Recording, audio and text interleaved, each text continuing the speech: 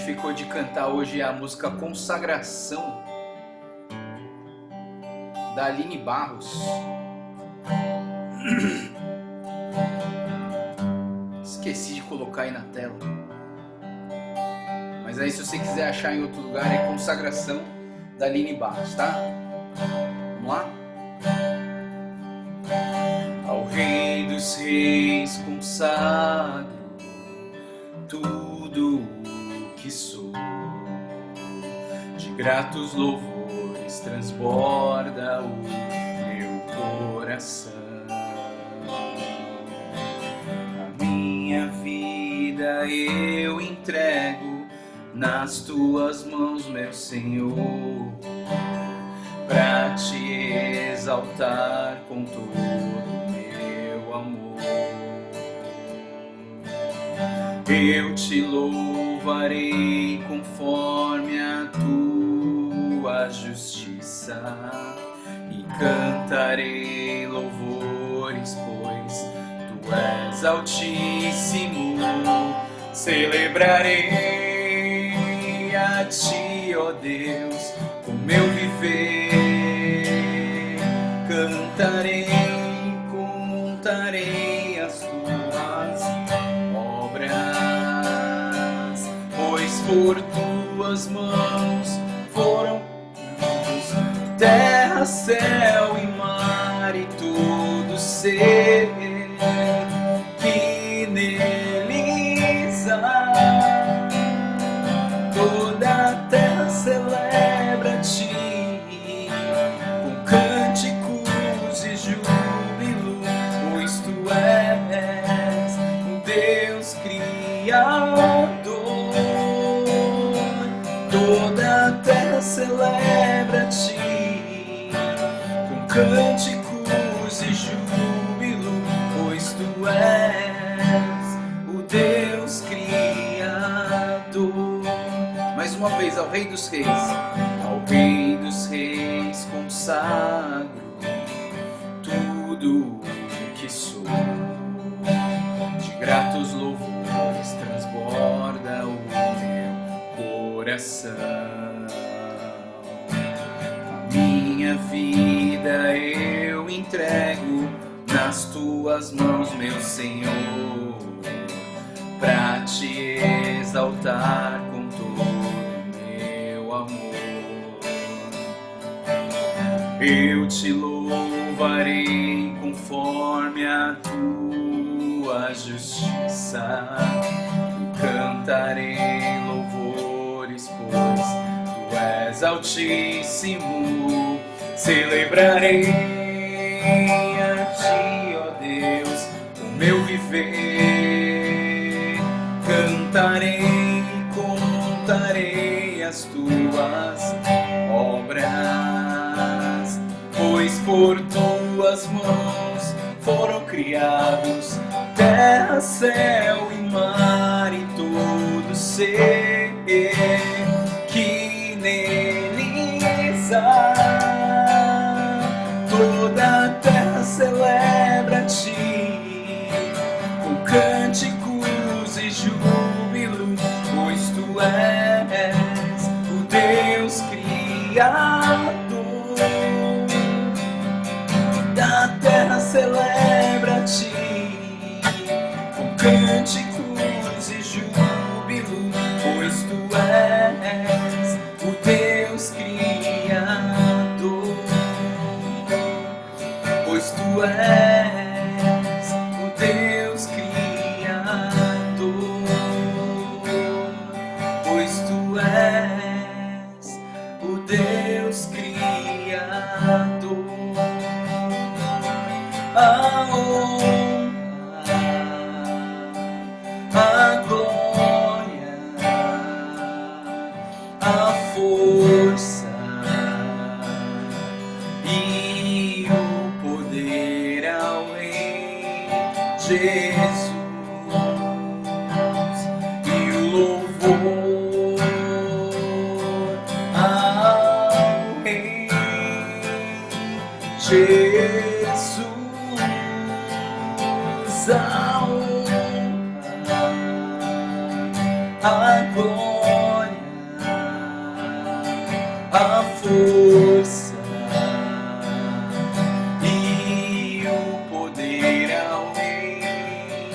Jesus, e o louvor ao Rei Jesus, o Senhor. Senhor Deus, nós queremos, como igreja, nos colocar diante da Tua presença, nos colocar diante da Tua palavra. E Deus, nós queremos clamar a Ti pela vida do pai da Silvana, pedindo, Deus, que o Senhor coloque a Sua mão sobre a vida dele, Senhor, que o Senhor esteja dando paz, Senhor, que o Senhor esteja curando, Senhor, toda essa enfermidade, essa dificuldade que eles têm sofrido, Senhor. E Deus, queremos também Te agradecer, Deus, por mais um dia de vida, por mais uma oportunidade que a gente tem de estudar a Tua palavra, de adorar o Teu nome. E assim como a gente cantou, Deus, nós queremos consagrar as nossas vidas a Ti. Queremos levantar as nossas mãos em adoração a Ti, Senhor, e dizer que nós Te amamos, e dizer que nós Te buscamos em primeiro lugar, em fazer um compromisso real contigo, de viver uma vida que agrada aos Teus olhos, Pai. Deus, quero estar orando pela vida da Aninha também, que está próxima à chegada do Nicolas, do bebê, da Aninha. Peço, Deus, que o Senhor coloque a Sua mão sobre a vida dela, sobre o Vini também, que eles possam confiar em Ti, descansar nos Seus braços, que o Senhor abençoe, Senhor, esse nascimento, que o Senhor abençoe os médicos, as enfermeiras que vão estar cuidando deles também, Pai. E quero estar colocando a vida do irmão Minoro nas Tuas mãos, aniversário dele hoje, que o Senhor possa derramar da Tua graça sobre a vida dele. Obrigado, Deus, por um irmão tão precioso, tão dedicado, que o Senhor continue usando a vida dele para glorificar o Teu nome, Deus. Abençoa o nosso estudo, que o Teu Espírito Santo venha falar aos nossos corações, que o nosso coração esteja aberto e sensível para ouvir a Tua voz, Pai. Te agradecemos e oramos em nome do Senhor Jesus. Amém.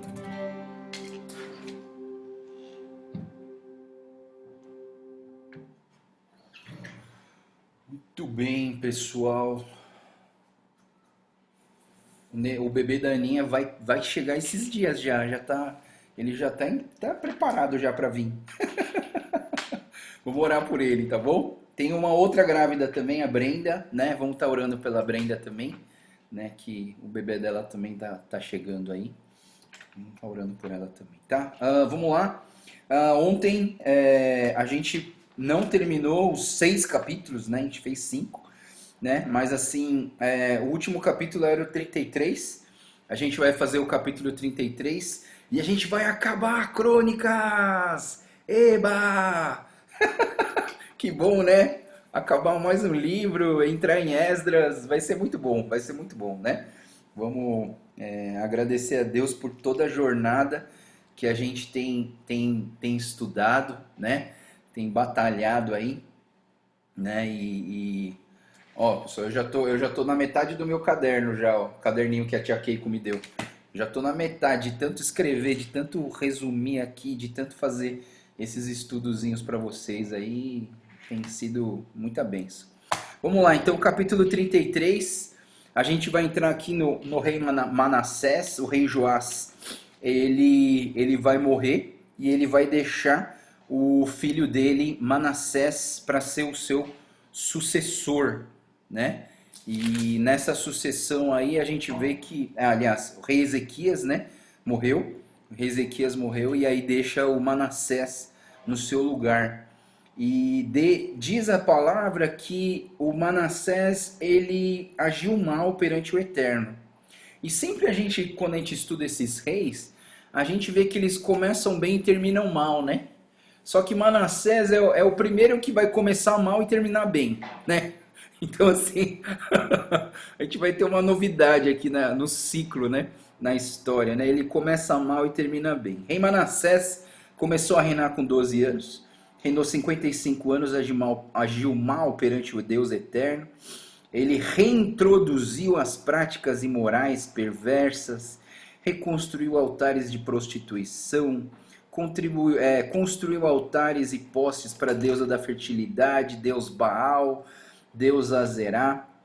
Até dentro do templo ele colocou altares idólatras, ofereceu seu filho em sacrifício, praticou magia, feitiçaria, consultou o espírito dos mortos. Esse camarada fez tudo de ruim, né? E provocou a ira de Deus. E eu acho assim, é interessante, né, a gente pensar que o pai dele fez tantas coisas boas, né? E o filho faz tudo de errado, né? Então, assim, eu tenho dois ângulos de perspectivas para essa situação. Uma delas, assim, talvez o pai tenha sido muito bom e esqueceu de cuidar dos seus filhos, né? Mas eu tenho uma outra opinião também, pessoal. E essa acho que a opinião, acho que ela é um pouco mais plausível. Porque eu entendo o seguinte: você pode ter seguido os caminhos do Senhor com obediência, com dedicação, criou seus filhos nos caminhos do Senhor, mas o que acontece? Cada um decide o seu caminho, não é verdade? Cada um decide seu caminho. Por mais que o meu pai seja cristão, ele não vai me obrigar a seguir o caminho do cristianismo. Ele vai me ensinar, ele vai me dar subsídio, ele vai me dar, ele vai me levar para a igreja, ele vai me ensinar os caminhos do Senhor, ele vai me fazer tudo possível para eu andar certo. Mas a decisão final, no final das contas, a decisão é de cada um, não é verdade? E aí vem uma questão teológica do pensamento arminiano, que é o armínio wesleyano, o pensamento da metodista livre, que nós temos o livre-arbítrio para decidir e escolher os nossos caminhos, né? Então, no final das contas, você escolhe o teu caminho, né? E eu entendo o seguinte: Ezequias fez tudo que era certo, ele andou nos caminhos do Senhor, ele deu um bom exemplo, ele buscou ao Senhor, ele acabou com a idolatria, e o filho dele resolveu que ele queria voltar tudo de novo e fazer todas as besteiras que os antepassados fizeram, né? Então, assim, não é culpa dos pais. Eu acho que é muito aquela questão do rei que falou assim: não, os filhos não podem pagar pela culpa dos pais, e os pais também não podem pagar pela culpa dos filhos. E eu entendo que cada um faz sua escolha. Eu acho que a nossa parte é pregar o evangelho, a nossa parte é ensinar os nossos filhos, a nossa parte é fazer a nossa parte de ensinar no caminho que deve andar. Mas no final das contas, pessoal, você não pode obrigar uma pessoa a andar no caminho que você quer, né?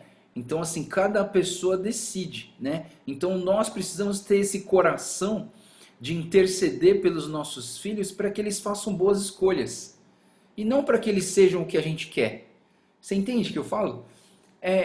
Muitos de nós, a gente fala assim: não, eu quero que meu filho seja médico, quero que o meu filho seja não sei o quê, quero que meu filho seja não sei. Mas assim, você entende que nós deveríamos orar para que os nossos filhos fizessem boas escolhas e não fosse igual a gente. Aliás, a gente nem é perfeito assim o suficiente para falar que seja igual a mim que vai dar tudo certo, né? Eu acho que não.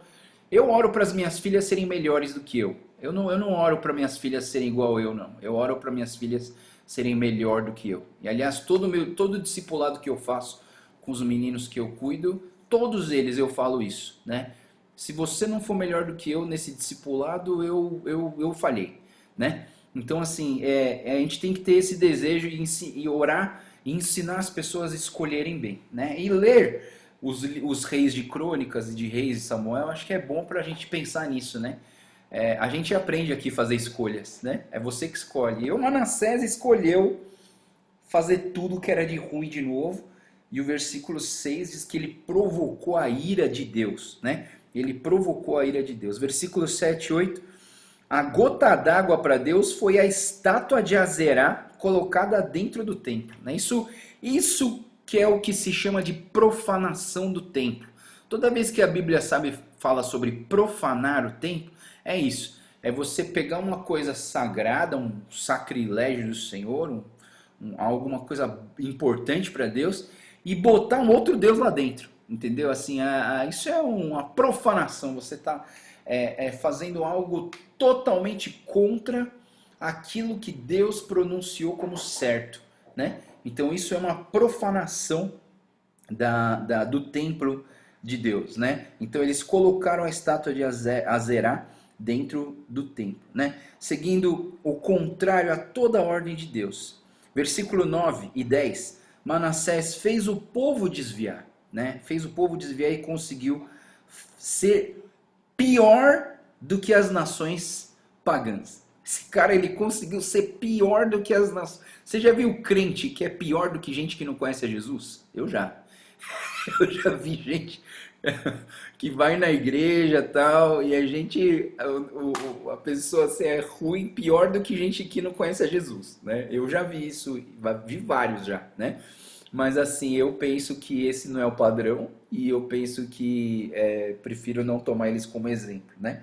Mas eu entendo que isso pode acontecer, né? Ele foi pior do que os deuses, que o povo que não conhecia a Deus, e ele ignorou a Deus. Versículo 11 a 13, os comandantes do rei da Síria prenderam Manassés, amarraram com ganchos, com correntes, e levaram ele preso, né, para a Síria. E aí o rei Manassés, ele preso lá na prisão, na cadeia lá, isolado do mundo, ele se arrepende dos seus caminhos. Interessante, né? A pessoa está na pior e ela se arrepende dos seus caminhos. E aí diz aqui que apavorado ele ajoelhou-se, arrependido dos seus pecados e pediu ajuda de Deus, né? Eu vou falar uma coisa para você. Isso aqui assim, vamos dizer que estamos no final da vida do Manassés, né? Eu vou dizer uma coisa para vocês. Quando as pessoas me pedem para fazer um culto fúnebre, né, de alguém, eu entendo o seguinte, que nós seres humanos, nós não podemos julgar se essa pessoa foi para o inferno ou se ela foi para o céu, porque você não tem essa autoridade de decidir se essa pessoa foi para o céu ou se ela foi para o inferno. Agora, eu posso ter uma probabilidade muito grande de que essa pessoa foi para o céu, porque simplesmente a gente viu a vida inteira dessa pessoa, viu o jeito que ela caminhou com Deus, e pode ser que ela tenha ido para o céu, mas mesmo assim ninguém pode ter certeza absoluta. Por quê? A gente viu vários reis aqui que começaram bem e terminaram mal, não é verdade? Isso pode acontecer? Pode, né? Então assim, eu entendo o seguinte, na hora do funeral, na hora do culto fúnebre, a gente ora, a gente prega, a gente fala com as pessoas que estão vivas, né? E a gente agradece pela vida da pessoa que faleceu, mas assim, a gente ora, prega para as pessoas que estão vivas, né? Então é um momento de sensibilidade, é bom, assim, eu entendo que é um momento onde a palavra de Deus tem muito efeito nas pessoas, né? Mas eu penso que uma pessoa que não é crente, mas que ela teve um filho crente, por exemplo, né? E eu penso que ela teve a oportunidade de ouvir a palavra de Deus. Quem sabe se nos últimos segundos da vida dela, sabe, nem podia falar direito, mas ela entregou a vida dela para Jesus naquele momento. Quem sabe, não é verdade? Ninguém sabe. Então, assim, de uma certa maneira, eu não posso julgar e definir aqui na Terra se a pessoa foi ou não foi para o inferno. Mas o que eu sei é o seguinte, mesmo no final da sua vida, se você se arrepender dos seus pecados, se você reconhecer os seus erros, se você pedir ajuda de Deus e pedir o perdão para Deus, Deus te perdoa. E é isso que eu queria que a gente pudesse entender, né? Houve aqui na vida de Manassés uma conversão. O que é uma conversão? Conversão é quando você está andando de carro para um lado, e aí você faz uma conversão e vai para o outro lado. Na verdade, o que é conversão? É você mudar de direção, né? E eu entendo que Manassés aqui, ele mudou de direção. Ou seja, nesse momento ele reconheceu que ele estava errado, ele pediu perdão dos seus erros, e ele aceitou Deus como Deus da sua vida. E eu quero dizer para vocês que essa é a linha, essa é os passos de uma conversão. Então, quando uma pessoa está ouvindo a palavra de Deus e ela resolve se entregar para Jesus, né? Acho que vocês me veem várias vezes no culto falando assim, você que nunca aceitou Jesus no coração, nunca fez essa oração, né? se você quiser entregar sua vida para Deus agora, né, repete essa oração comigo. Sempre quando eu falo, repete essa oração comigo, né, para uma pessoa se converter, eu tento pensar nesses passos. Primeiro, reconhecer que Ele é bom, que Deus é bom, reconhecer os meus pecados, pedir perdão aos meus pecados, pedir para Jesus entrar no meu coração, pedir para Ele ser meu Senhor e meu Salvador. Né? Então esses seriam os passos quando você quer levar uma pessoa para Jesus. Né? Vamos dizer que uma pessoa aí, você estava conversando e uma pessoa falou assim, não, eu quero ter Jesus no coração. Tá, quais são os passos? O que você precisa dizer para essa pessoa, as coisas importantes para ela entregar sua vida para Jesus? Primeiro, reconhecer o plano de Deus. Aí eu vou falar das 4 leis espirituais, né? Deus tem um plano maravilhoso para a tua vida, né? Então, primeiro, a gente precisa entender que Deus tem um plano maravilhoso para você. Segundo, nós precisamos entender que o pecado nos leva à morte. Terceiro, nós precisamos pedir o perdão de Deus por todos os pecados que nós cometemos e reconhecer Ele como Senhor e Salvador das nossas vidas. Né? Então esses são os passos básicos, né, para você levar uma pessoa a Cristo. Né? Então se a pessoa...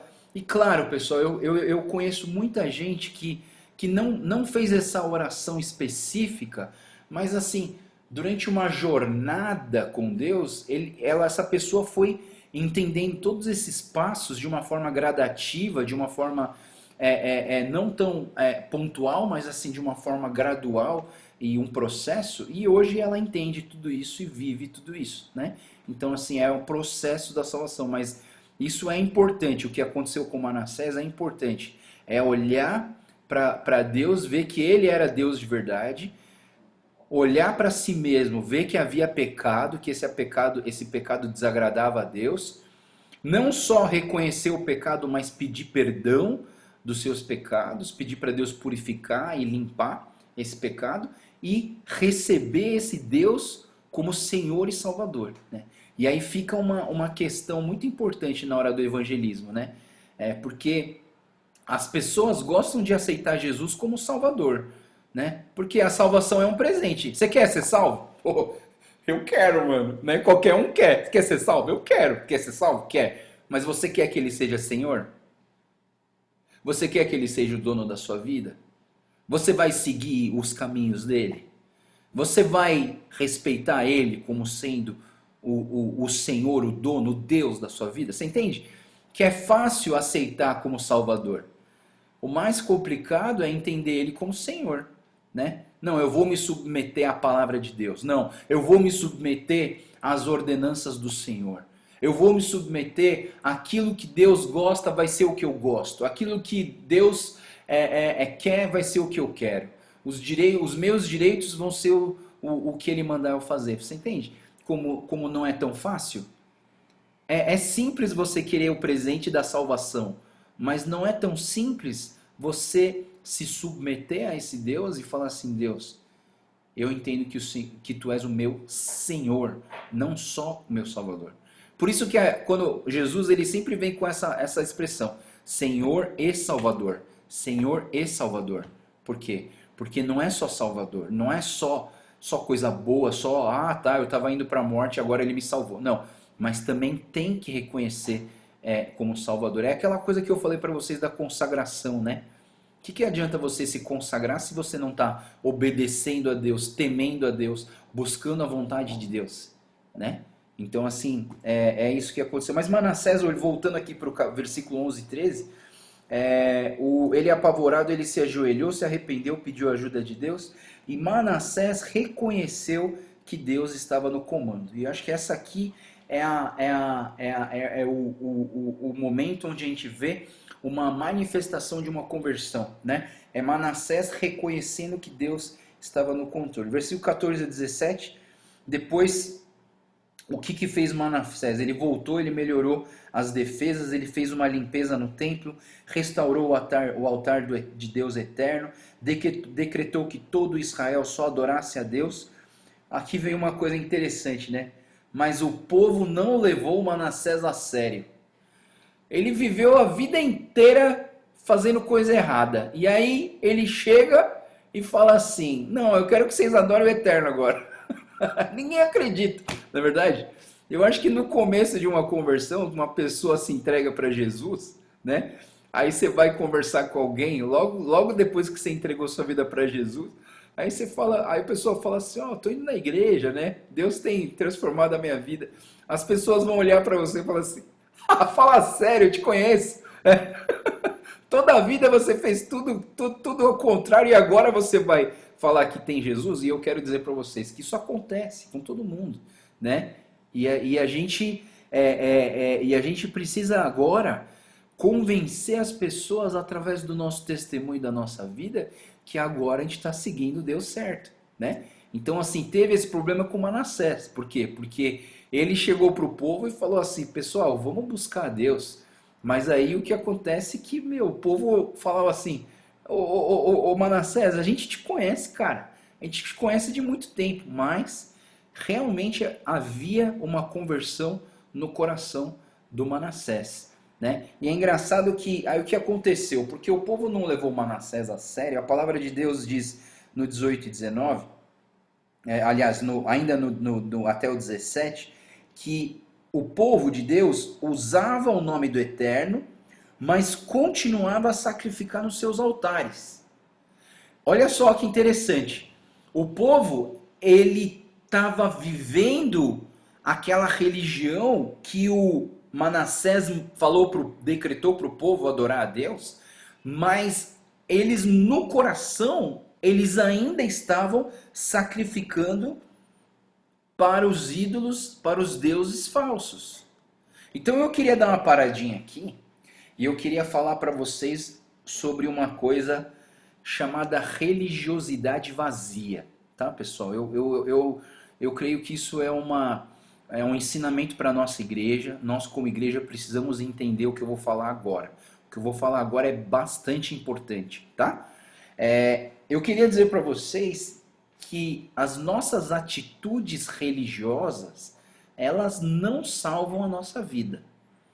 Nós que estamos há muito tempo na igreja, nós acabamos criando um conceito de tradição e religiosidade em nossas vidas.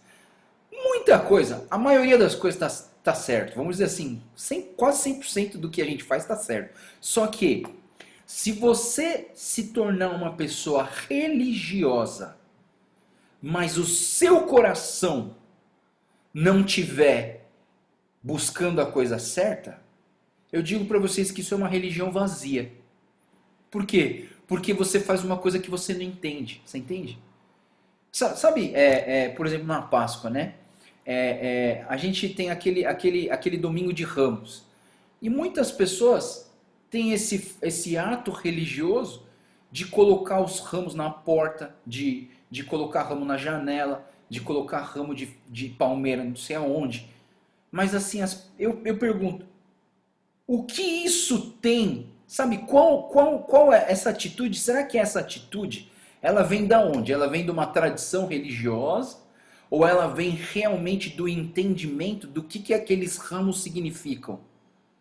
Você entende? E aí, nesse ano, a gente teve um culto que a gente falou sobre o Domingo de Ramos, que até foi um dos primeiros cultos virtual que a gente fez para o culto online, né? E aí eu expliquei. Várias pessoas vieram para mim e falaram assim, nossa, pastor Joel, agora eu entendo por que é o ramo e agora eu entendo que eu sou esse ramo, né? Por quê? Porque quando Jesus estava entrando em Jerusalém, as pessoas jogavam ramos no chão, colocavam seus mantos no chão para Jesus passar por cima. E aquilo era adoração. E o que é adoração em relação ao ramo? É a entrega das nossas vidas. Então nós somos os ramos que são entregues para Jesus passar por nós. Para Jesus usar cada um de nós como caminho para trazer a salvação para todo mundo. Você entende, pessoal? Que você colocar o ramo na janela não teria nenhum efeito de transformação no coração de ninguém se você não entendesse a razão do porquê desses ramos. Isso acontece com jejum, isso acontece com oração, isso acontece com jargões que a gente fala na igreja, paz no Senhor, né? Glória a Deus, amém. Se você faz isso por religiosidade, não está entendendo o que isso significa, eu chamo isso de religiosidade vazia. E eu quero assim que a nossa igreja não tenha atitudes de religiosidade vazia. Que o que a gente faz, a gente tem que saber o porquê. A Santa Ceia tem que saber porquê. A gente não faz a Santa Ceia porque as outras igrejas fazem. A gente não faz a Santa Ceia porque fica bonito. A gente não faz a Santa Ceia porque eu vou me alimentar do pão e do vinho. Nem dá para alimentar, né? É tão pouquinho. Mas sabe, pessoal, por que que a gente faz? Por isso que toda vez que a gente tem Santa Ceia, eu explico, né? Aí tem gente que fala assim, lá vai o Joel de novo falar na Santa Ceia, que a gente vai lembrar da morte. Pessoal, é necessário que essa atitude não se torne uma religiosidade vazia, mas que ela seja algo que transforma o coração, né? Então eu queria dizer para vocês, Jesus é o nosso maior exemplo. Nós temos que olhar para Jesus. Vamos lá, abre a tua Bíblia aí em Marcos capítulo 7, versículo 1 a 23. Vamos lá. Eu não vou ler tudo não, mas abra a sua Bíblia em Marcos capítulo 7. Olha só, Jesus falando com os fariseus, pessoal. Isso aqui é muito importante. Todo mundo deveria prestar atenção nisso, né? Porque é algo muito importante. Marcos capítulo 7 diz assim: os fariseus e alguns mestres da lei, vindo de Jerusalém, reuniram-se a Jesus. Viram alguns dos seus discípulos comerem com as mãos impuras, isto é, por lavar. Os fariseus e todos os judeus não comem sem lavar as mãos cerimonialmente, apegando-se assim à tradição dos líderes religiosos. Quando chegam na rua, não comem sem antes se lavarem. Observam muitas outras tradições, tais como lavar de corpos, jarros, vasilhas e metal. Então, os fariseus e os mestres da lei perguntaram a Jesus: por que os seus discípulos não vivem de acordo com a tradição dos líderes religiosos, em vez de comerem alimento com as mãos impuras? E ele respondeu: bem profetizou Isaías acerca de vocês, hipócritas, como está escrito: este povo me honra com os lábios, mas o seu coração está longe de mim.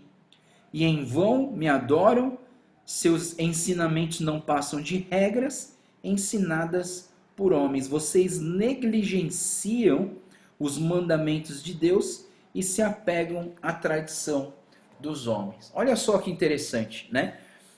Tá certo que os judeus aqui, eles eram do tempo do Covid-19, eles lavavam a mão, né? E os outros não estavam lavando a mão, né? Mas tudo bem. Mas a gente não está falando aqui do lavar a mão simplesmente como um ato de higiene, mas assim como uma questão cerimonial, uma questão religiosa. E Jesus aqui está falando sobre uma religiosidade vazia. O que adianta você cumprir com os seus atos religiosos, sendo que você não tem o seu coração transformado?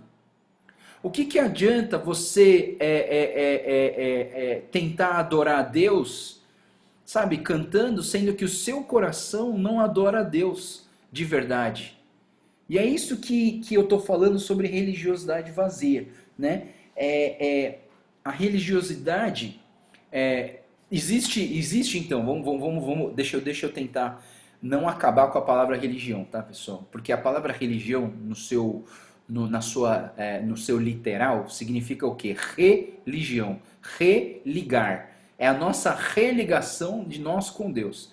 E algumas coisas nos fazem religar a Deus. Na verdade, a única coisa que nos faz religar a Deus é Jesus Cristo. Mas, muitas vezes nós tornamos concreto verdades espirituais em nosso coração. E aí tá certo, né? Então, assim, quando você, por exemplo, vai ser batizado e você realmente entende o que é o batismo, então aquele fato, aquele batismo não vai salvar ninguém. Mas o seu coração está salvo porque você creu no Senhor Jesus. Mais uma vez, a transformação de um ser humano para ele se tornar um cristão é de dentro para fora e não de fora para dentro.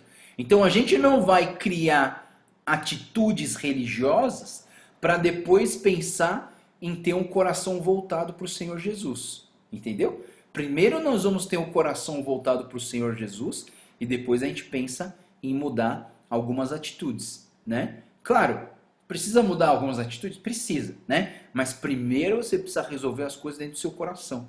Para quê? Para que a sua religiosidade não seja uma religiosidade vazia, mas sim uma religiosidade baseada na palavra de Deus, né? Então nós precisamos conhecer, precisamos, né? Então tudo na igreja, pessoal, eu falo assim, né? Principalmente o pessoal que está chegando novo na igreja, tal, assim, tudo que você não entender do que a gente faz na igreja, pergunta. Pergunta para mim, para os líderes, a gente vai ter o maior prazer de explicar para vocês o porquê que a gente faz essas coisas, tá? Porque se a gente está fazendo coisas na igreja e a gente não sabe explicar por que a gente faz isso, é o perigo muito grande disso estar sendo religiosidade vazia, né? A gente está fazendo isso por religiosidade e a religiosidade não salva ninguém. A religiosidade, ela é hipocrisia, né? Hipócrites, que é uma palavra grega, ela é usada muito para a palavra de artistas, né? O que é um artista? Um artista é uma pessoa que representa algo que ela não é. O artista é alguém que coloca uma máscara e fala assim, olha, minha vida é toda errada, mas eu vou mostrar aqui que eu sou bonzinho, né? Então, o ator, ele faz o quê? Ele age conforme o script, ele age conforme o que mandaram ele fazer, né? Não é autêntico, né? Então, o que eu digo para você, a palavra hipócrita vem dessa palavra máscara, né? Dessa palavra que eu tô mostrando para as pessoas algo que eu não sou. E Jesus, ele está falando exatamente isso para os fariseus e mestres da lei. Vocês conhecem a lei, vocês estão tendo uma vida religiosa, mas o coração de vocês não está voltado para o Senhor. Vocês guardam o sábado, mas vocês não salvam as pessoas. Vocês não louvam a Deus com seu coração. Porque vocês estão mais preocupados com a tradição do que com o coração, né? Então esse é o perigo que Jesus está falando aqui, né? O povo me honra com os lábios, mas o coração está longe de mim.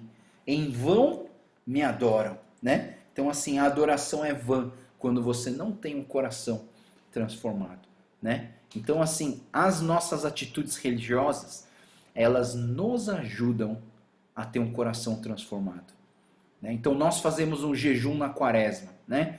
Tem gente que, já ouvi gente falando pra mim assim, esse pastor Joel é meio padre, porque ele faz coisa de católico. Não. A quaresma vem da igreja primitiva, não vem da igreja católica. Depois a igreja católica levou isso a sério.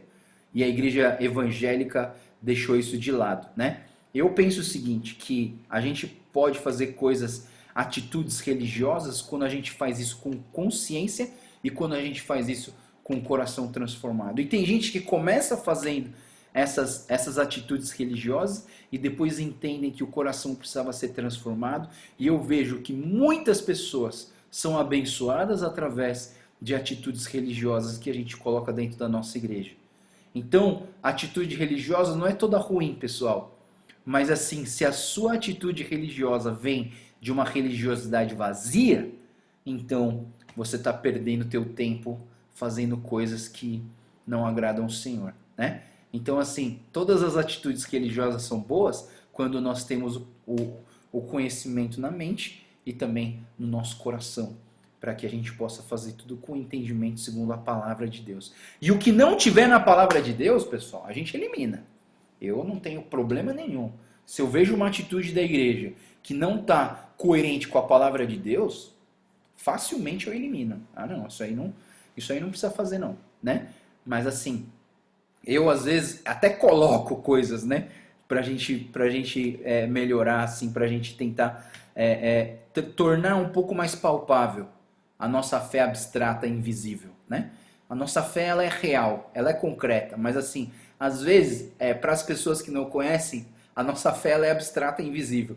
Mas quando a gente tem atitudes religiosas que demonstram aquilo que está no coração, a gente torna mais fácil para as pessoas conhecerem a Deus e entenderem o porquê de tudo isso e porquê que a gente faz todas essas coisas, né? Então, muito bem. Vamos lá. Aí a gente vê aqui, versículo 18, fala dos registros de Manassés. Amon sucedeu o rei Manassés. Versículo 21 e 23, Amon, com 22 anos, começou a reinar, reinou só 2 anos, agiu mal perante o Eterno, nunca se humilhou diante de Deus, e aliás, cada vez ele se tornava pior, até que os servos dele mataram ele no palácio e colocaram Josias, seu filho, como rei.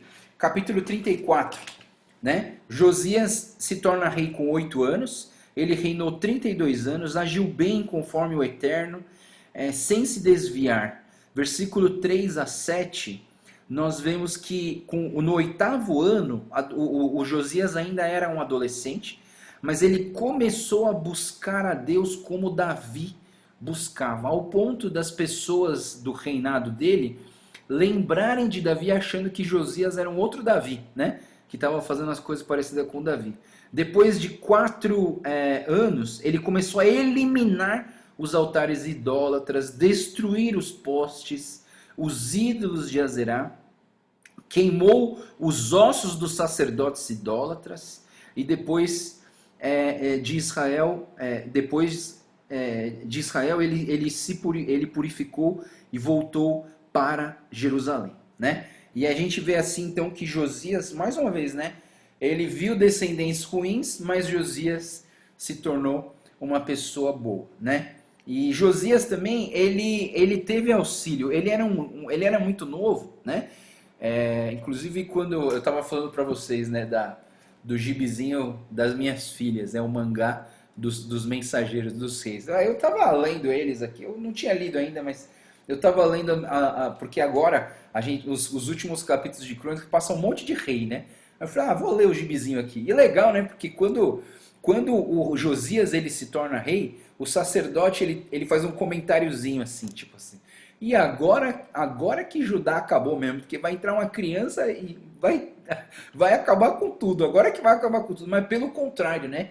O Josias ele se volta para o Senhor e mesmo jovem ele era usado por Senhor para ensinar até as pessoas mais velhas que ele, né? E vários profetas, principalmente Jeremias, a gente vê Jeremias era novo. No Novo Testamento a gente vê que Timóteo era novo, mas ele foi colocado em cargos importantes e Deus usou a vida desses jovens profetas, sacerdotes, discípulos do Senhor para fazer grandes obras até com pessoas mais velhas do que ele, né? Então eu entendo assim que às vezes a gente associa maturidade com idade, mas nem sempre a maturidade está totalmente ligada com a idade, né? Eu já vi gente com bastante idade com muita imaturidade e gente nova com maturidade, né? Então eu acho que isso depende muito da vivência dessa pessoa com Deus, tudo que ela passou,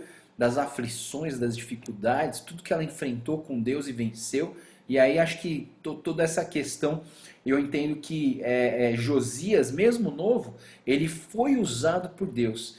Então, de uma certa maneira, por isso que eu digo para vocês, sabe, pessoal, eu não sou uma pessoa que olha para os jovens e fala assim, ih, isso aí é a próxima geração. Eu não gosto de chamar eles de próxima geração. Sabe por quê? Porque se eles são a próxima geração, o que eles são hoje? Eles não são nada. Eles são só a próxima. Hoje eles não são nada. Talvez amanhã. Você entende o que eu estou dizendo em relação a chamar um grupo de pessoas de próxima geração? Eu não olho para as minhas crianças e chamo eles de próxima geração. Eu olho para minhas crianças e falo assim, vocês são a geração. Vocês têm a capacidade de ser a manifestação da graça e do poder de Deus hoje. E eu olho para os meus jovens e eu falo assim, jovens, vocês não são a próxima geração, vocês são a geração. E a nossa Juad, a nossa liderança da nossa igreja, colocou hoje como um membro da nossa igreja, um membro da liderança máxima da nossa igreja, um cara com menos de 25 anos. Que a gente botou lá e falou, não, você é membro da Juad. Pô, pastor Joel, mas eu sou muito novo. Não, mas eu creio que você é um jovem que quer servir ao Senhor, que quer ser usado pelo Senhor, e Deus está usando a tua vida. Então, assim, você vai ser membro da liderança. E a gente, como liderança, colocou um jovem, entendeu? Eu entendo o seguinte, se você quer que esses jovens sejam futuros grandes líderes, começa a reconhecer, a respeitar eles agora. E não olhar eles como próxima geração. Eu não olho jovem como próximo. Para mim, eles são a geração. Né? E eu entendo isso através de reis como Josias, que eram novos e que causaram impactos gigantescos no reino inteiro, numa nação inteira. Eu entendo que jovens, sim, podem ser usados pelo Senhor, sim, podem ter voz de autoridade, sim, podem ser líderes impactantes que são usados pelo Senhor, instrumentos do Senhor para transformar vidas e levar muitas pessoas para o Senhor Jesus, né?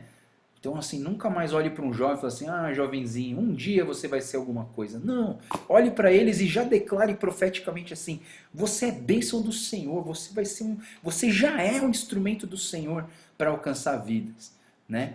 E assim, eu entendo assim, uma vez eu traduzi o fundador de uma missão chamada Jocum. Jocum significa jovens com uma missão, né? E eu ia traduzir esse homem chamado Loren Cunningham, né? Um cara gigante, assim, com 2 metros de altura, né? Fofinho, assim, ele parecia um ursinho, né? Aí eu lembro que ele foi pregar lá na igreja e eu sentado na cadeira antes de começar o culto, eu estava sentado com ele, porque eu ia traduzir ele, e eu perguntei para ele, eu falei assim, Loren Cunningham, posso fazer uma pergunta para você? Ele falou, pode. Eu falei assim, por que você chama jovens para fazer missão? O jovem, ele não tem dinheiro. Jovem não produz recursos. Jovem é instável. Jovem Parou, é... Oi? parou. Antes de Travou? começar o culto e parou. Como que é, tia? Antes de começar o culto e Ah, tá. pagou. Então, antes de começar o culto, eu sentei com esse Loren Cunningham e eu perguntei para ele, eu fiz uma pergunta para ele. Por que você escolhe os jovens para fazer missão? Por que você investe na vida dos jovens? Os jovens, eles não produzem nada, o jovem não trabalha, o jovem não ganha dinheiro, o jovem não tem posição social ainda, é tudo jovem, né? E eu perguntei para ele, daí ele falou a frase que ele falou para mim mudou a minha cabeça. Ele falou assim, Joel, você sabe por que eu escolho trabalhar com os jovens e não com os empresários, os grandes homens do mundo? Eu escolhi os jovens porque os jovens ainda não sabem que o impossível é impossível. Olha que maluco, né?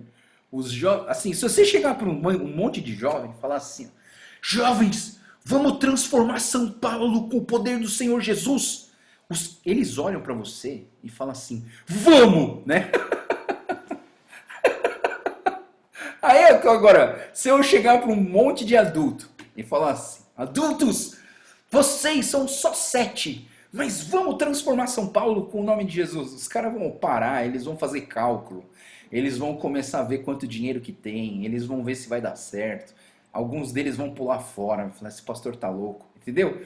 Então, assim, de uma certa maneira, eu entendo que a energia e a ousadia dos jovens, se elas estiverem canalizadas com a palavra de Deus, se esses jovens estão sendo orientados, cuidados, pastoreados, direcionados, tá sendo investido a vida deles no Senhor Jesus, a gente não vai ter uma próxima geração. A gente já tem gente poderosa trabalhando com a gente, né? Só para vocês terem ideia, os nossos jovens da nossa igreja, eles estão ajudando um projeto de famílias carentes e eles estão fazendo reuniões semanais para, com o dinheirinho pequeno que eles têm, ajudarem e orarem pelas pessoas em necessidade do bairro de Itaquera.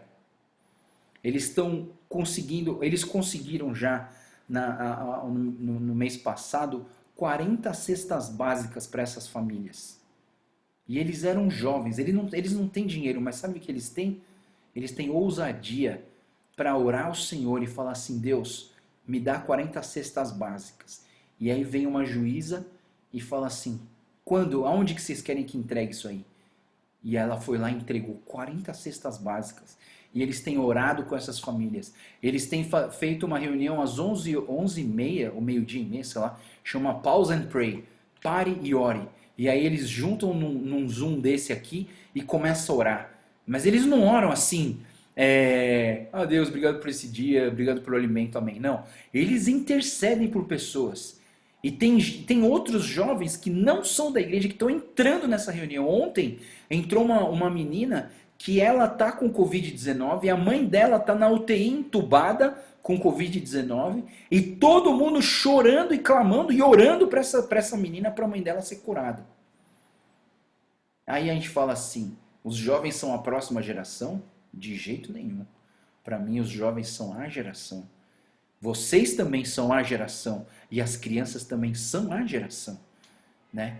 Eu não entendo, eu não quero entender que Deus só usa gente muito mais velha. Não, eu entendo assim que Deus usa todos nós que temos o coração focado nele, na tua palavra, que estão orando, que estão buscando a Deus. Amém?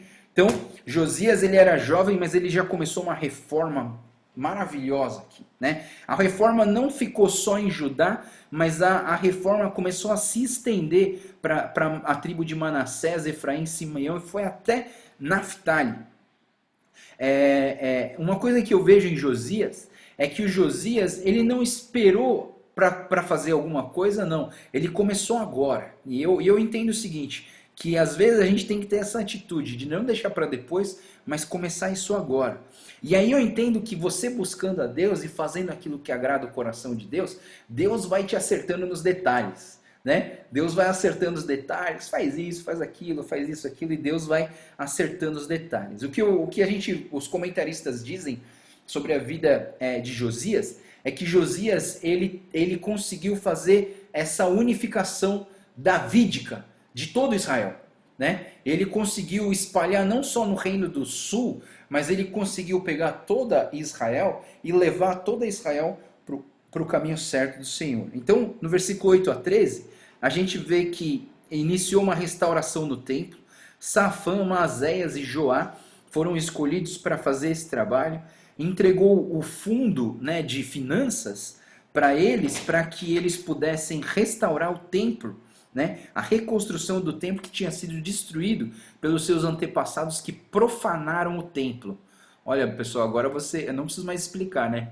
É só de falar profanaram o templo, você já entende, né? Então, assim, eles profanaram, eles destruíram o templo, e aí eles começaram a arrumar, né? Os levitas começaram a administrar toda essa restauração, os trabalhadores eram muito honestos, e aí um dos encarregados, que era o sacerdote Ilquias, versículo 14 a 17, e Ilquias, ele estava arrumando as coisas dentro do templo, e o que ele achou? O que ele achou? Achou o livro da revelação de Moisés, o livro da aliança. Queridos, eu queria dizer uma coisa para vocês.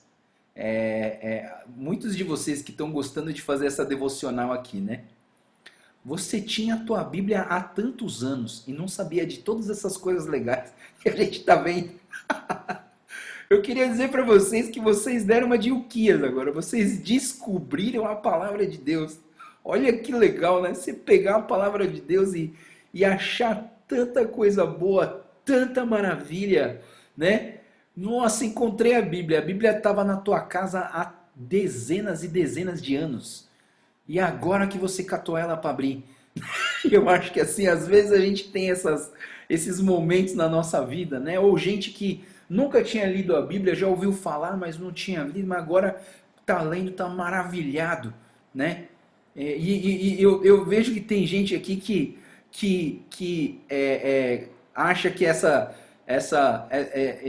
devocional aqui, né? Antigamente tinha, estava pensando nisso ontem, bobeira, né? Antigamente tinha um programa Jô às 11h30. Você lembra desse programa? O Jô Soares, Jô das 11, Jô 11h30, sei lá.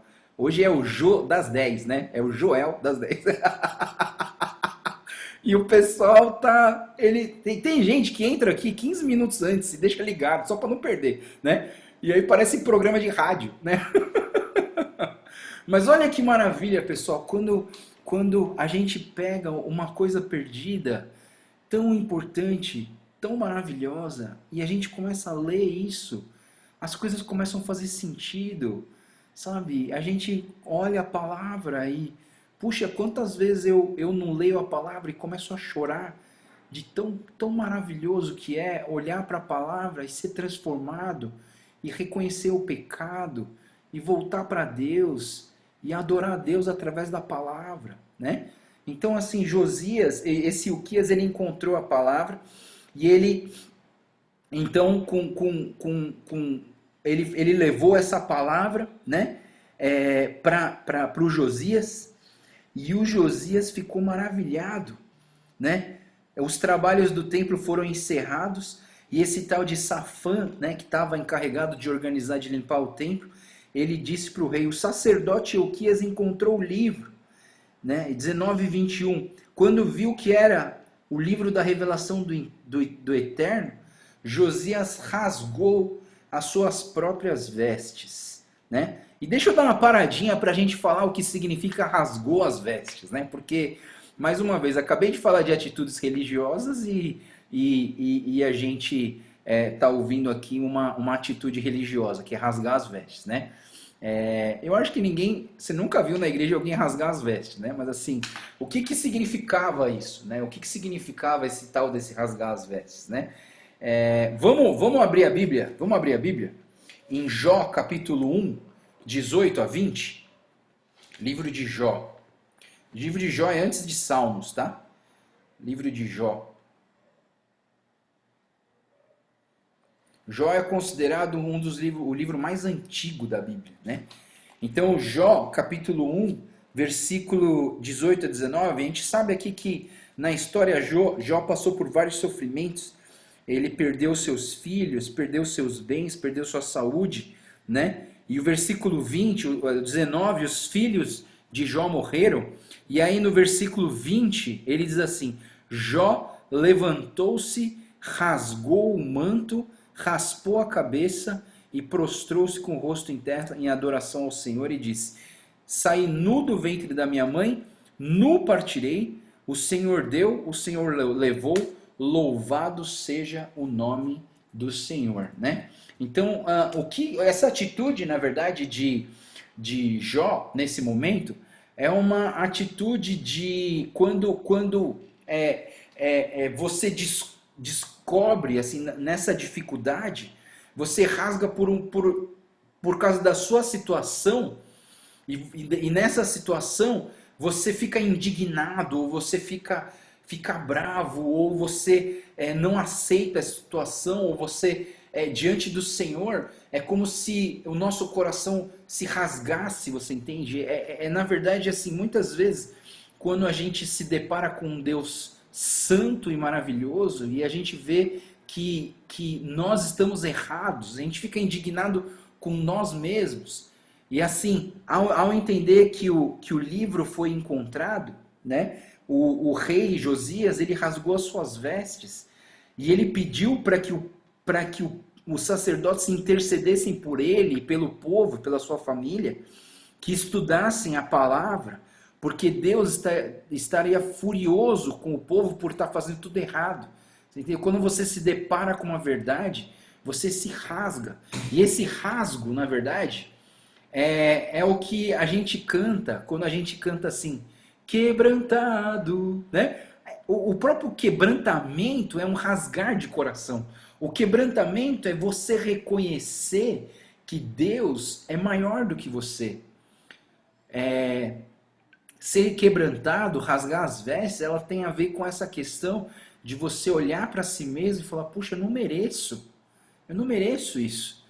Mas Deus, eu me rasgo porque eu quero entender, eu quero viver o Senhor de uma forma íntegra na minha vida. Enche-me com teu Espírito Santo, enche-me com a tua graça, com o teu amor, eu quero experimentar mais do Senhor. Por isso que nós quebrantamos o nosso coração. O Salmo 51, ele diz assim, que Deus se agrada de um coração contrito, quebrantado, compungido na presença no altar de Deus. É quando a gente quebranta nosso coração orgulhoso e a gente confia em Deus, a gente coloca a nossa vida em Deus. E agora eu vou pedir para vocês abrirem num texto, você que está anotando, anota aí, um dos livros mais bonitos da Bíblia, o livro de Joel, né? Joel capítulo 2. Joel capítulo 2, versículo 13, é um versículo que até vale a pena decorar, pessoal. Vale a pena decorar e tem a ver com esse rasgar, né? Joel capítulo 2, versículo 13. Olha só o que diz a palavra de Deus. Rasguem o coração e não as vestes. Voltem-se para o Senhor, para o seu Deus, pois ele é misericordioso e compassivo, muito paciente e cheio de amor. Arrepende-se e não envia a desgraça, né? Então, assim, o que o livro de Joel, o profeta Joel, está falando, né? Que a sua atitude não seja uma atitude religiosa, de fazer algo físico, mas que você rasgue o seu coração diante de Deus, que você quebrante seu coração diante de Deus, né? Porque Deus quer isso para as nossas vidas.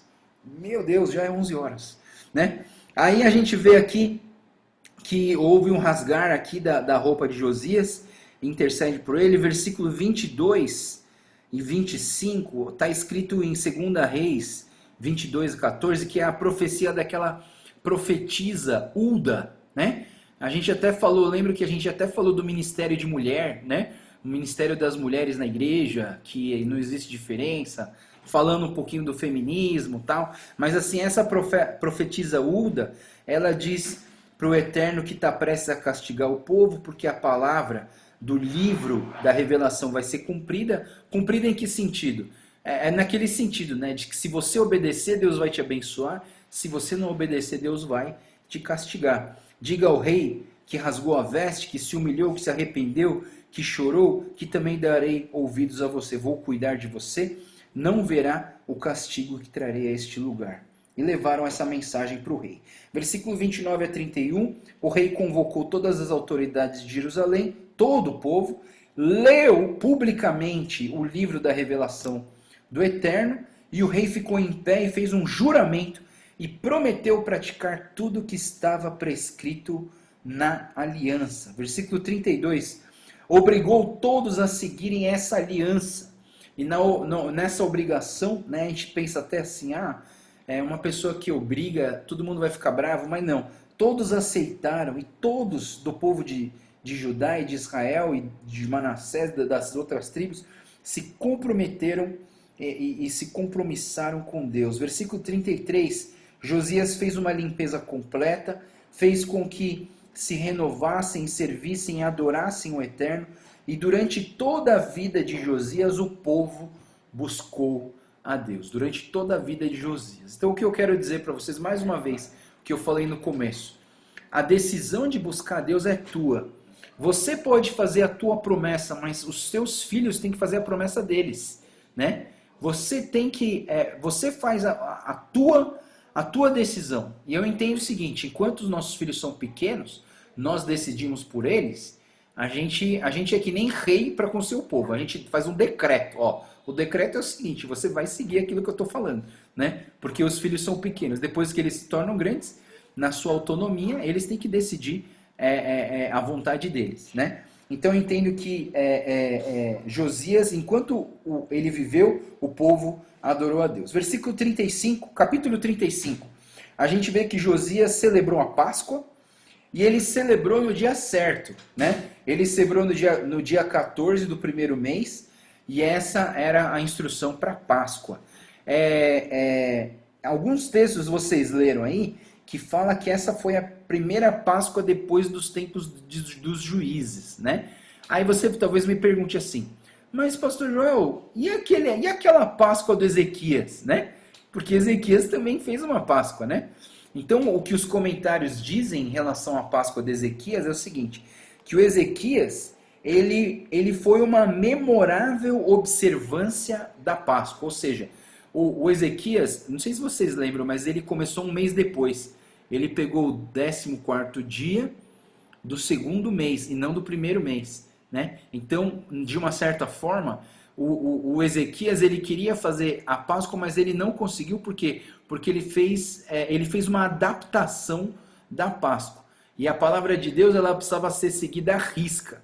Então, os comentaristas entendem que a Páscoa de Ezequias foi uma memória, né, para as pessoas relembrarem a significância e a importância das festas e da Páscoa, mas a primeira Páscoa feita aos moldes dos decretos de Moisés foi aqui com Josias, tá? Então Josias seguiu à risca todas as ordenanças de Moisés quanto à Páscoa, né? Que está escrito lá em Levíticos 23, versículo 5, né? Então, assim, a Páscoa foi realizada e também os comentaristas falam que Josias providenciou o material necessário para a celebração da Páscoa e toda a questão da consagração das pessoas, dos reis, dos sacerdotes, dos levitas, para a concretização dessa Páscoa, né? Aí depois fala sobre a organização de Davi, versículos 5, 6,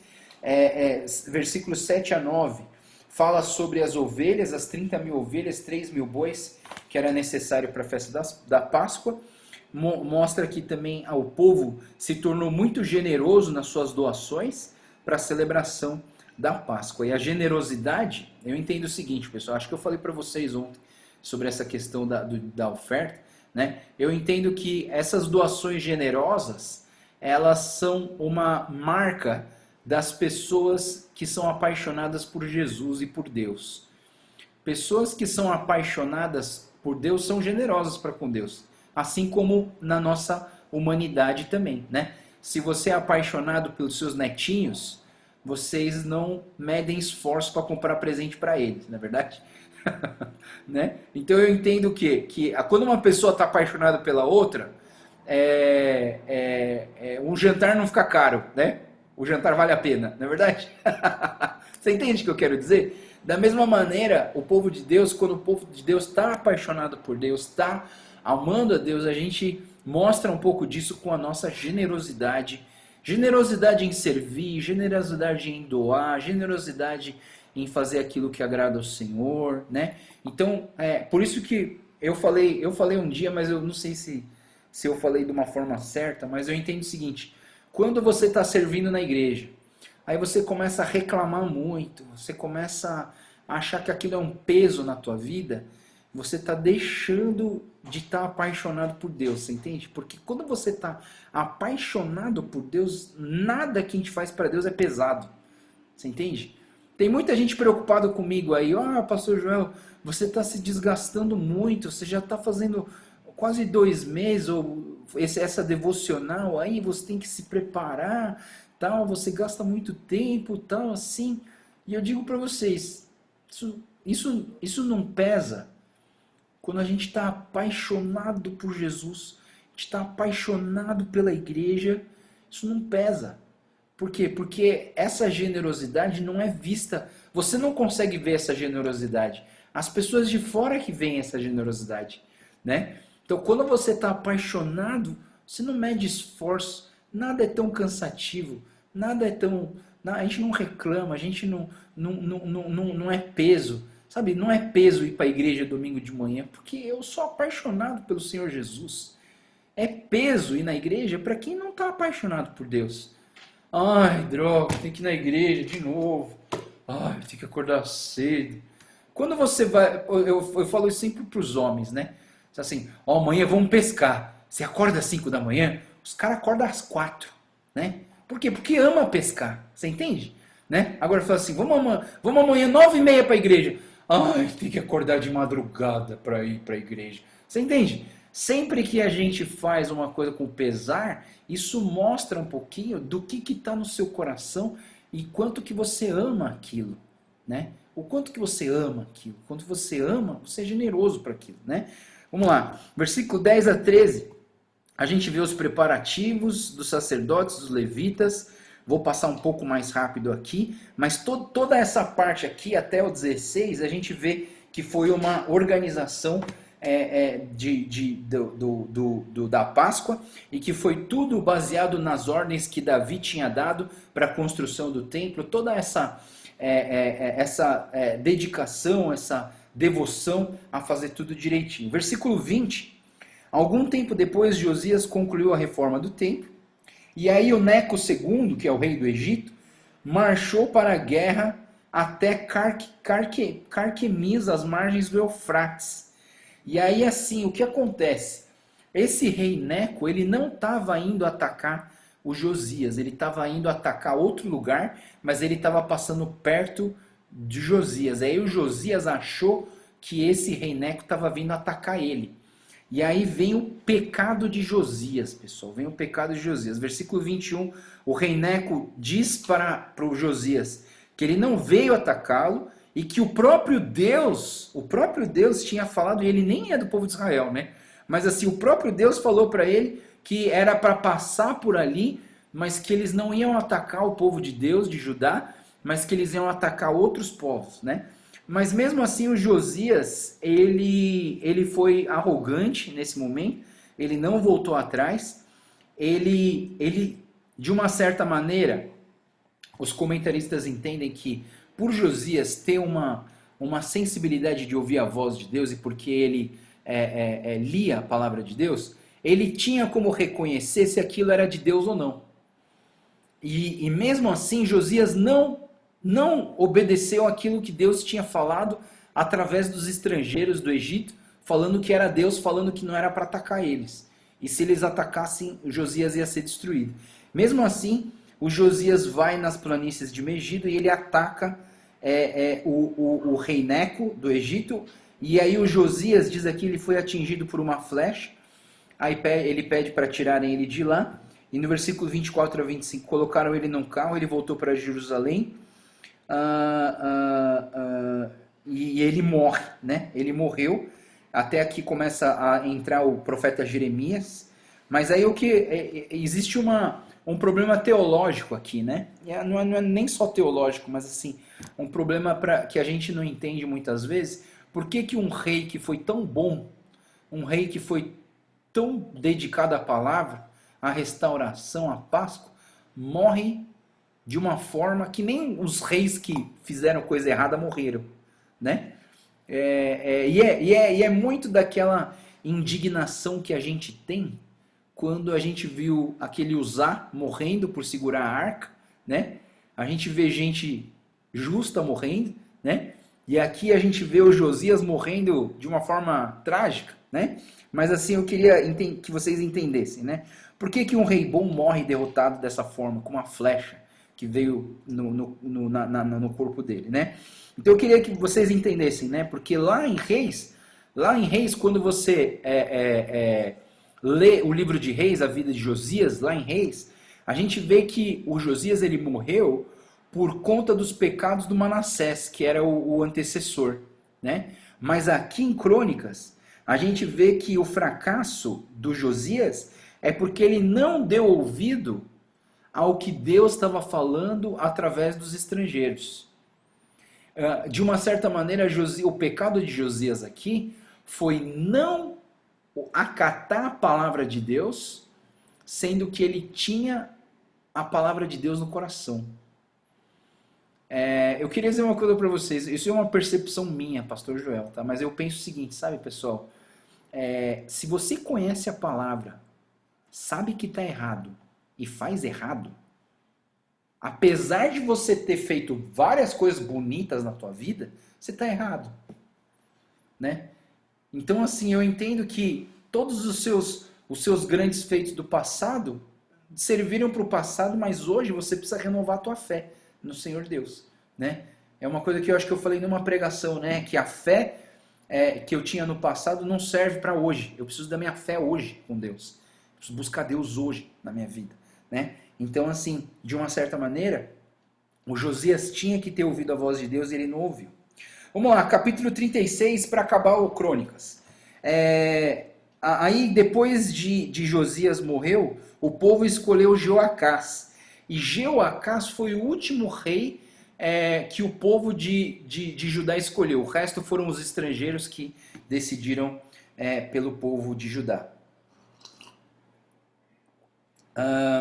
Capítulo 36 diz que Joacás tinha 23 anos e ele reinou 3 meses. O reinado foi muito curto. O rei do Egito depôs ele e fez ele pagar impostos, né? E aí o próprio rei do Egito coroou o rei Jeoaquim para ser o rei no lugar de Jeoacás. E Jeoaquim era irmão de Jeoacás. Versículo 4, o rei Neco constituiu Eliaquim, que na verdade é o Jeoaquim, né, que mudou de nome, teve uma mudança de nome, ele chamava Eliaquim, e o rei Neco colocou o nome de Jeoaquim. Ele começou a reinar com 25 anos, ele reinou 11 anos, e ele agiu mal perante o Eterno. Versículos 6 e 7, Nabucodonosor, que era o rei da Babilônia, fez guerra e levou acorrentado o povo de Judá e os utensílios do templo levou para ele, do templo e do palácio. Versículo 8, o restante da história de Jeoaquim, né, está escrito nos registros, e ele fez um sacrilégio abominável. Joaquim não fez aquilo que... Aí quem sucede o Jeoaquim é o Joaquim, tá? Então os nomes são meio parecidos, mas a gente vê que um era Jeoaquim, o outro é Joaquim, né? Não é o Joaquim lá de Portugal, não, mas assim, é outro Joaquim. O Joaquim, com 18 anos, ele começou a reinar, reinou 3 meses e 10 dias, agiu mal perante o Eterno, e Nabucodonosor levou o restante das pessoas para a Babilônia e colocou aqui Zedequias para ser o rei. O rei Zedequias, com 21 anos, começou a reinar, reinou 11 anos, agiu mal perante o Eterno. O profeta Jeremias aparece aqui, vou até terminar Crônicas falando um pouco sobre Jeremias, e o profeta confrontou, mas ele não se arrependeu, ele se rebelou contra Nabucodonosor, esse rei Zedequias, e não se voltou para o Eterno. Versículo 14, a sua maldade contagiou os líderes, os sacerdotes e todo o povo, uma corrupção generalizada, e repetiram os erros dos idólatras e dos antepassados. Versículo 15 a 17, aqui começa o cativeiro de Israel. Por conta de Zedequias ter ido contra o Nabucodonosor, Nabucodonosor ficou muito bravo. E aí, o que aconteceu? Versículo 15 a 17, Deus enviou repetidas advertências, concedeu várias oportunidades de arrependimento, por conta da compaixão de Deus pelo povo e pelo templo. Então Deus deu várias chances para Zedequias e o povo de Deus voltarem para os caminhos certos, mas eles não quiseram saber, ridicularizaram os profetas. A ira de Deus chegou a um ponto sem volta. E Deus convocou Nabucodonosor. Olha que interessante. Deus usou Nabucodonosor de uma outra nação para invadir e massacrar a população. Diz que Nabucodonosor matou todo mundo lá, mulher, criança, jovem, tudo, moça. Por quê? Porque Nabucodonosor estava pensando que, sempre nessa questão da vingança, né? Porque se você deixar um remanescente, depois esse remanescente vai ficar forte, vai vingar de você. Então, por isso que ele resolveu acabar com tudo e levou todo o restante como cativeiro para a Babilônia, né? E todos foram massacrados, apossou de tudo que havia no templo, esvaziou os tesouros, levou tudo para a Babilônia. Incendiou o templo, deixou ele em ruínas, destruiu os muros da cidade e os sobreviventes cativos, escravos, até que a Pérsia conquistou a Babilônia. Versículo 21 foram as palavras de Jeremias, e Jeremias faz uma profecia de que depois de 70 anos eles voltariam. Aí fala, o Crônicas termina com esse relato do rei Ciro, 23 e 23, primeiro ano do rei Ciro da Pérsia, em um cumprimento da palavra do Eterno, anunciada por Jeremias, o Deus Eterno entregou-me todas as nações da terra e me encarregou de reconstruir o templo de adoração em Jerusalém, e todos pertencem ao povo de Deus, sintam-se convocados para que Deus esteja com vocês, né? E assim foi esse tempo dos reis. Acabamos com o livro de Crônicas, mas eu queria convidar você a entender um pouquinho, porque o profeta Jeremias, ele viveu nessa época, e o profeta Jeremias foi uma pessoa muito rejeitada, né? Porque todo mundo falava assim, Jeremias, você só fala coisa ruim, mas o povo estava tudo errado, vai falar coisa boa para gente errada, você entende? Eu acho que assim, de uma certa maneira, o Jeremias, ele era uma pessoa bastante realista, de ouvir a voz de Deus e trazer para as pessoas a realidade. Se vocês continuarem assim, vai dar tudo ruim para vocês. Né? Mas eu queria terminar com uma visão de Jeremias muito importante. Né? Abra sua Bíblia em Jeremias capítulo 18, que eu acho que isso vai explicar para nós um pouquinho do coração de Deus em relação a todos esses reis ruins e tudo isso em relação às coisas ruins que aconteceram com o povo de Deus, com esse reinado. E eu acho que essa palavra de Jeremias vai ser uma espécie de conforto no nosso coração, um conforto para entender toda essa dificuldade que as pessoas sofrem e esse cativeiro, né? Então Jeremias capítulo 18, versículo 1, ele começa dizendo assim: essa é a palavra que veio a Jeremias da parte do Senhor. Vá à casa do oleiro, e ali você ouvirá a minha mensagem.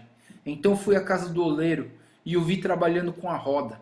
Mas o vaso de barro que ele estava formando se estragou-se em suas mãos, e ele o refez, moldando outro vaso, de acordo com a sua vontade. Então o Senhor dirigiu-me a palavra: ó comunidade de Israel, será que não posso eu agir com vocês, como fez o oleiro? Pergunta o Senhor.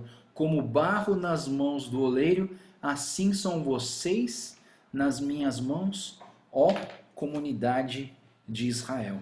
Né? Então, eu entendo que essa visão de Jeremias foi para a gente entender que muitas vezes nas nossas vidas nós nos desviamos da palavra, nós nos desviamos do caminho do Senhor, nós começamos a agir pela nossa própria vontade, pela nossa própria carne, as coisas começam a dar errado para a gente. E aí eu entendo que muitas vezes nós somos remoldados por Deus. É como o oleiro estava fazendo esse vaso e aí ele se estragou-se em suas mãos. Né? Deus é o oleiro que está cuidando da gente, que está formando um vaso em nós. Né? Na pregação do Dia das Mães, agora domingo, eu li um texto de Coríntios que fala que num vaso de barro Deus coloca tesouros para mostrar que o impossível dele é realizado através de coisas simples que somos nós somos os vasos. E muitas vezes esses vasos se estragam, muitas vezes esses vasos eles desmancham e a gente acaba indo por um caminho errado. Mas Deus quer remoldar as nossas vidas, Deus quer remodelar, Deus vai amassar a gente de novo e vai remodelar do jeito que Ele quer. Mas isso depende muito, sabe de quem? De você. Depende muito de cada um de vocês, cada um, eu me incluo nisso, que se nós não nos colocarmos nas mãos de Deus e falar: Deus, esse vaso está torto, conserta esse vaso, Deus, por favor. Né? Se você não se colocar nas mãos de Deus, Deus não pode consertar um vaso que não está em cima da roda dele. Você entende? Se esse barro não estiver ali, fala assim: ó Deus, está aqui. Minha vida está aqui, Deus. Levanto minhas mãos, me rendo ao Senhor e agora pode me moldar, pode consertar o que não está certo em mim. E aí Deus começa a remodelar as nossas vidas, restaurar as nossas vidas. Né? Eu oro para que cada um de nós possamos ser restaurados como Deus restaurou o povo de Israel. E a gente vai ver aqui, quando entrar em Esdras e Neemias, a gente vê assim duas pessoas importantíssimas para a reconstrução de Israel depois que o povo volta do cativeiro. Né? E aí a gente vai ver Esther e a gente vai ver toda essa restauração de Deus e como que Deus começa a fazer uma restauração. E assim como Deus tem restaurado as nossas vidas, a gente vai olhar na palavra de Deus a restauração que Deus vai fazer no povo de Israel. Amém? Muito bom, pessoal. Acabamos o livro de Crônicas, 1º e 2º Crônicas. A gente está quase 1/3 da Bíblia. Ainda falta muito. Mas tá bom, pessoal. Alguém quer fazer algum comentário? Nós acabamos Crônicas. Alguém quer fazer comentar alguma coisa? algum testemunho legal sobre o que você tem experimentado aqui. Se você quiser falar, abre seu microfone e você pode falar agora.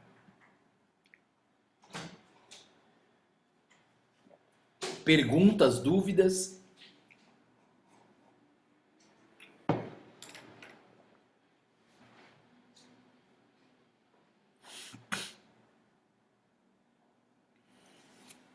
Não? Vocês querem acrescentar alguma coisa? Pessoal, fica livre para você acrescentar o que você quiser, tá bom?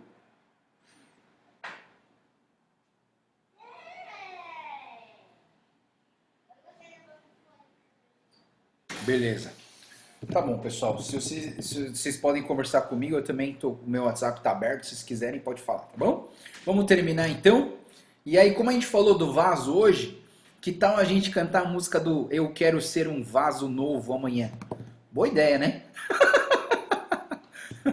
Então amanhã a gente canta a música do Vaso Novo. Para quem não conhece, a gente põe a letra aqui para você cantar uma música muito bonita, né? Que fala assim: Deus, me refaz, se precisar me refaz, Deus, eu quero ser um vaso nas tuas mãos. Amém? Vamos orar? Senhor Deus, muito obrigado, Pai, pela tua graça nas nossas vidas.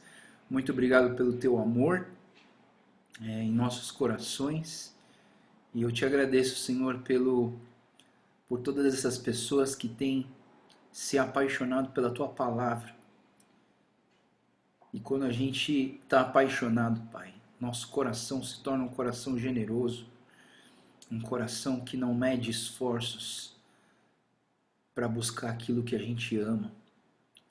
E nós te amamos, Deus, e nós queremos te amar mais ainda, Deus. Que o Senhor continue mantendo essa chama acesa em nossos corações.